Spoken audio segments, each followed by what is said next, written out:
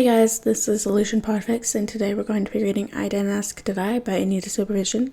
This is Chapter 5. Anthony Edward Stark, what did you do? The man in question jumps as the door to the conference room bursts open, giving way to a furious-looking Pepper Potts. Tony pulls at his tie, loosening it with a roll of his eyes before turning around, face morphed into a wide apologetic smile. Pepper Virginia Potts, you cannot imagine how delighted I am to see you. Is that a new blouse? It looks magnificent. Something's wrong, Mrs. Potts? Tony turns to glare at Steve, the latter raising a single eyebrow before gesturing for him to look at his fiancée. Tony's head reels back, facing Pepper. Her lips form a thin line, pressed together firmly as she tries to suppress most of her anger and keep a professional face. $10 Tony screwed the pooch, whispers Clint behind his hand with a snicker. Natasha's lips turn upwards at the corner. Tony turns with a glare, pointing a finger at the archer. Shut your mouth, Legolas. Mommy and Daddy are talking. Clint grimaces at the comment but kicks his legs up at the table. He crosses his arms over his chest and leans back to enjoy the show. Feet down, now. Clint's boots are off the table in an instant. Tony smirks at how quickly the archer cowered at his fiancée's words. One glance at Pepper makes him realize he did not have the privilege to laugh, as he's currently the main target of her wrath. The man quickly schools himself, setting up his best placating smile.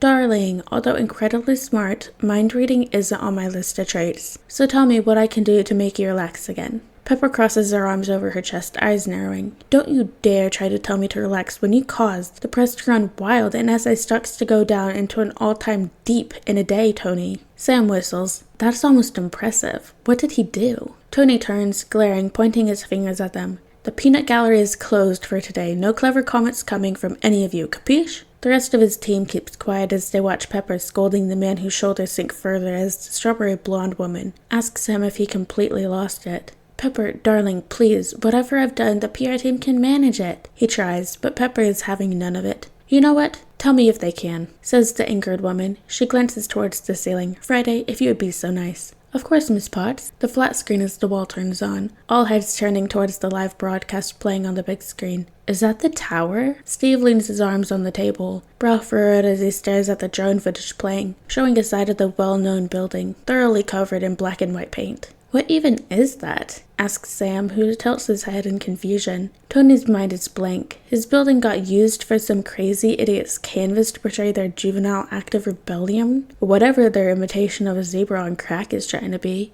And he finds out about it in the news? His tower, full of paint? Friday, volume up. He snaps, jaw clenching in anger. The voice of the news anchor rises. Every person in the room has their eyes on the screen, where a camera zooms in on the large image of a quadrat filled with black and white rectangles that overtake most of the glass facade. A statement regarding the allegations is still pending with Stark Industries. The burden of proof will be challenging for the concern to sweep under the rug. This video has already been shared over 1 million times and is spreading like wildfire on the internet. It shows SI owner Tony Stark, also known as Ironman, in a dispute with a miner working part-time at a fast food restaurant. The huge QR code painted on the Stark Tower with graffiti spray, which is scannable even from several miles away, regained the attention of the video 1,000-fold. The camera focuses on the reporter, who now takes her cell phone and opens the QR scanner, demonstrating how the code causes a link to pull a video up. How in the world does someone paint this on a building? Doesn't the lines have to be like perfectly straight for a scan to work? That's honestly impressive. Hey, don't glare at me. You're the one who caused that if the lady on the TV is right. Defends Sam himself when the billionaire throws him a bitter look. Before Tony can tell Sam to shut up, he gets shushed by Natasha, who watches with interest as the video begins to play. Good luck to your PR team, comments Clint, grimacing in unease when Peter Parker's voice echoes through the conference room begging to keep his job.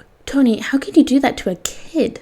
Tony is ready to throw his drink at Steve at the disappointment that drips from the man's voice, while the blonde's face shows a hint of anger. I got framed. The kid is pulling your leg. He is acting, Tony tells them as he points at the screen. But the image of him leaning over the counter of a specific fast food chain, holding onto the arm of an employee who begs him not to get fired, doesn't help much to convince his fellow teammates. Tony doesn't know if the news channel or the person uploading the video has pixelated the kid's face and laid a voice modulator over the sound of Parker's voice to keep his privacy. What he does know is the caption under the video doesn't help him look less like a grade A douchebag. Tony Stark, getting high school employee fired from a part-time job. Damn, Stark, that's low, even for you, states Sam, shaking his head. Tony could tear his hair out in frustration. I told you, the kid's acting.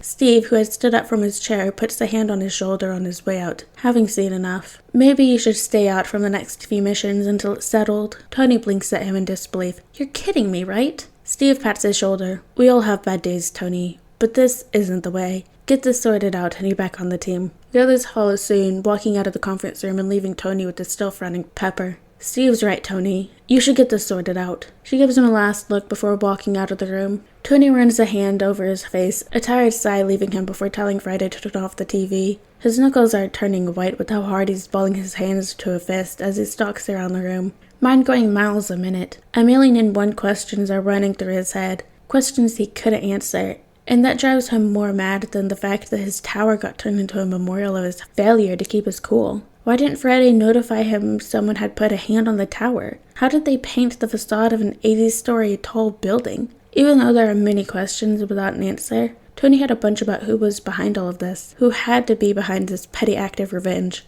On his way out, Tony checks his reflection in the glass door, pulling his tie straight. Friday, give me the kid's location. It's time to go looking for Peter Parker. Alright guys, and that is the end of chapter 5 of I Didn't Ask Did I by Anita Supervision. I hope you guys liked it, and I'll see you next chapter.